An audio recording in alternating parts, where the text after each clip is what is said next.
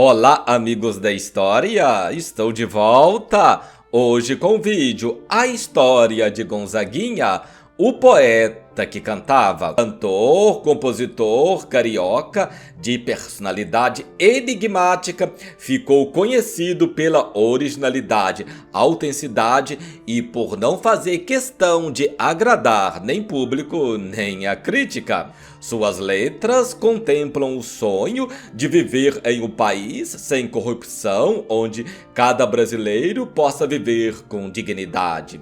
O livro Gonzaguinha e Gonzagão narra uma história brasileira, conta em detalhes a trajetória desses dois astros da música, pai e filho, unidos pelo mesmo nome, tiveram no decorrer da vida vários pontos de divergências. Gonzagão era alegre e extrovertido, Gonzaguinha era sofrido e reservado.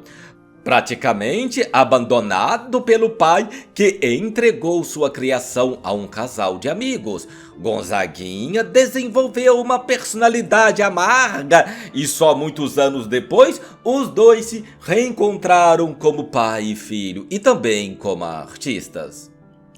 A biografia da dupla foi escrita pela jornalista Regina Echevarria e pode ser lida como uma grande reportagem. É ilustrada com fotos e reúne uma pesquisa detalhada da vida e carreira desses dois músicos.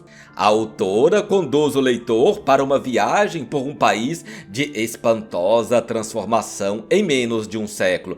Na música, na política, nos costumes, além de traçar os encontros e desencontros de Gonzaguinha e Gonzagão, dois grandes representantes da nossa cultura. A história de amor que uniu pai e filho faz vibrar o imaginário popular no sonho de um, no desejo do outro. Esses dois artistas de vozes e intenções distintas uniram seu nome e destino pela força da própria vontade e selam entre si seu trágico final feliz, declarou Regina nas últimas páginas do livro. Essa é a história de hoje. Obrigado por se inscrever no canal e ativar o sininho. Eu sou Marconi Miranda. Pega seu cafezinho que lá vem história. Criado no Morro de São Carlos, bairro do Estácio, berço do samba no Rio de Janeiro, formou-se em economia e foi um dos criadores, ao lado de Van Lins e Aldir Blanc, no movimento artístico universitário, um baluarte na resistência cultural ao governo militar. Ao longo de sua carreira, lançou 20 discos. Se destacou também como um grande compositor, desde os festivais universitários do final da década de 60. Só alcançou o reconhecimento popular quase 10 anos depois, com grande sucesso romântico, Grito de Alerta, lançado nas vozes de Maria Bethânia e Agnaldo Timóteo. Luiz Gonzaga do Nascimento Júnior nasceu no Rio de Janeiro no dia 22 de setembro de 1945, sob o signo de Virgem. Filho de Luiz Gonzaga e da cantora dançarina Odaléia Guedes dos Santos, ficou órfão de mãe com 2 anos de idade. Foi criado então pelo padrinho Henrique Xavier e pela madrinha Dina. No entanto, existe uma lenda que fala que Gonzaguinha era filho da cantora Odaléia, por quem Luiz Gonzaga se apaixonou e adotou o menino, prometendo bancar os estudos. Odaléia morreu jovem e Gonzaguinha foi entregue aos cuidados de uma comadre do seu pai e se criou no Morro de São Carlos, onde se tornou compositor aos 14 anos. Mas a lenda também diz que Luiz Gonzaga era estéril e não teve outros filhos. No entanto, Lelete, uma das esposas de Gonzaguinha, acredita que a infertilidade não seria problema de Gonzagão, e sim de Helena, que nunca aceitou Gonzaguinha. A madrasta teria inventado ou estimulado a versão que ficou para a história para prejudicar a relação entre pai e filho. Gonzaguinha aprendeu cedo a fazer música no convívio com Panfúcio, membro da ala de compositores da Unido de São Carlos. Os primeiros acordes de violão ele aprendeu com o padrinho.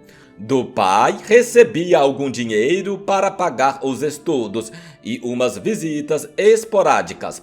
O jovem ia crescendo e aprendendo as durezas da vida. Com 16 anos, Gonzaguinha decidiu morar com o pai para continuar os estudos. Na época, Helena, a esposa do rei do Baião, não aceitou o garoto, a quem chamava de bastardo. O encontro foi desastroso e ele voltou para o Rio para estudar economia e começou então a participar de um novo grupo de artistas com Ivan Lins e Aldir Blanc.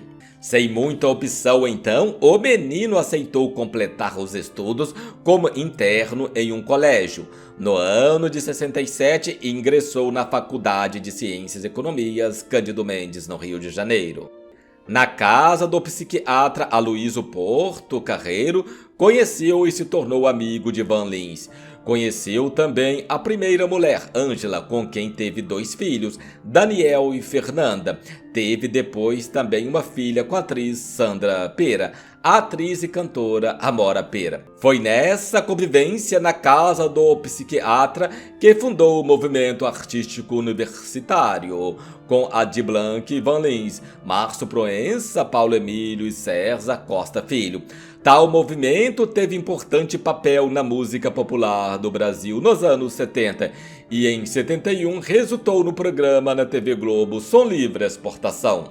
Caracterizado por uma postura de crítica à ditadura, foi visado pelo DOPS. Assim, das 72 canções mostradas a esse órgão, 54 foram censuradas, entre os quais o primeiro sucesso, Comportamento Geral. Neste início de carreira, a apresentação agressiva e pouco agradável aos olhos dos meios de comunicação valeu-lhe o apelido de cantor rancor. Com canções ásperas como Piada Infeliz e Erva. Com o começo da abertura política da segunda metade da década de 70, Gonzaguinha começou a modificar o discurso e a compor canções de tom mais aprazível para o público da época.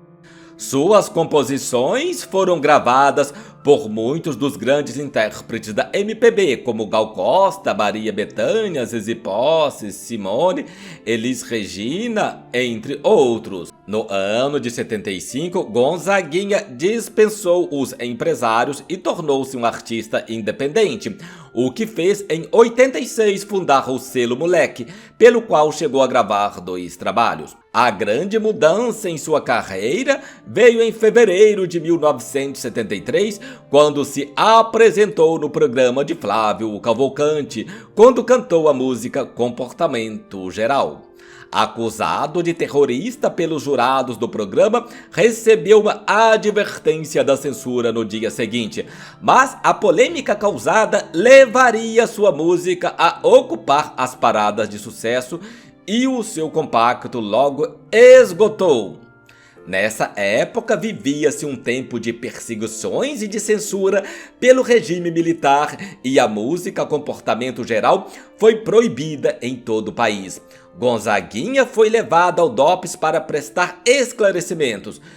Mesmo com a perseguição e várias músicas censuradas, Gonzaguinha gravou os discos Gonzaguinha 74, Plano de Voo 75 e Começaria Tudo Outra Vez, de 76.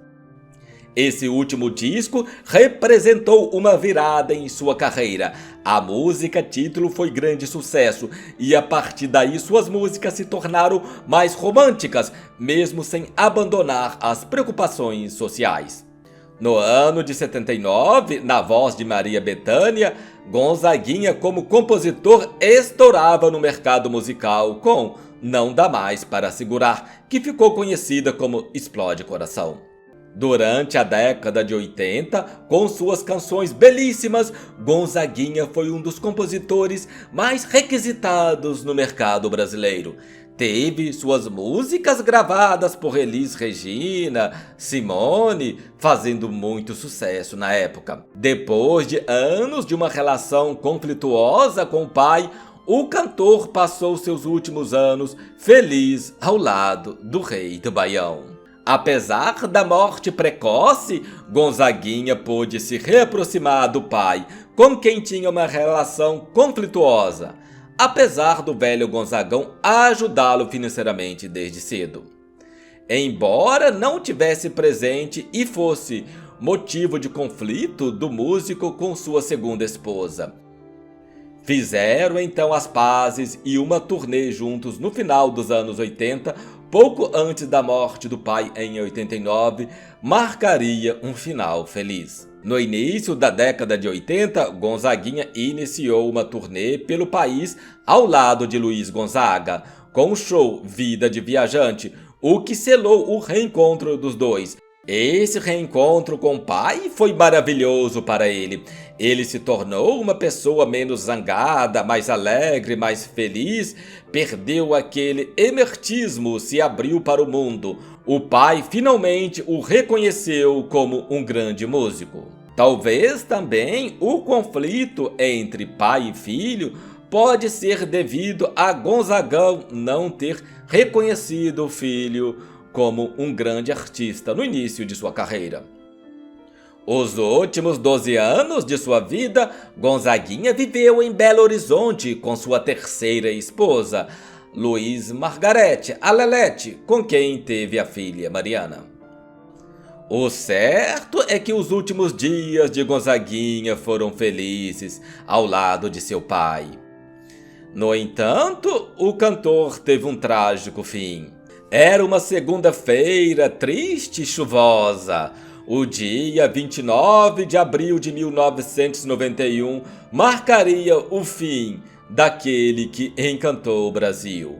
Naquele dia, o Brasil tinha que começar a semana com a notícia da morte do cantor e compositor carioca Gonzaguinha, filho do mestre do forró Luiz Gonzaga, um dos maiores compositores da música brasileira nas décadas de 70 e 80.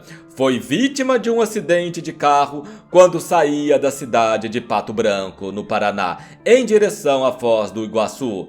Lá, o artista iria pegar um voo para Florianópolis, em Santa Catarina, onde faria um show. O último show do cantor foi em Pato Branco, no sudeste do Paraná, em 28 de abril de 1991, e ele ia em direção de outra cidade para fazer um show.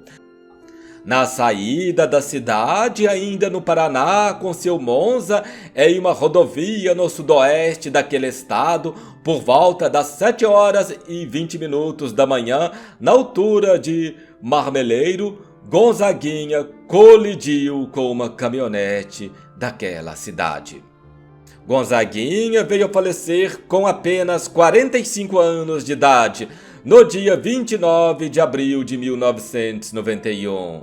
Ele estava no volante. No carro haviam mais 2 pessoas que ficaram feridas, mas sobreviveram. Assim terminou a trajetória de Gonzaguinha. No entanto, suas letras, suas músicas serão eternizadas na memória de cada brasileiro. Este foi o vídeo de hoje. Obrigado por compartilhar este vídeo com aquele amigo. Obrigado por ter assistido. Até o próximo. Você já sabe, não é? Eu voltarei.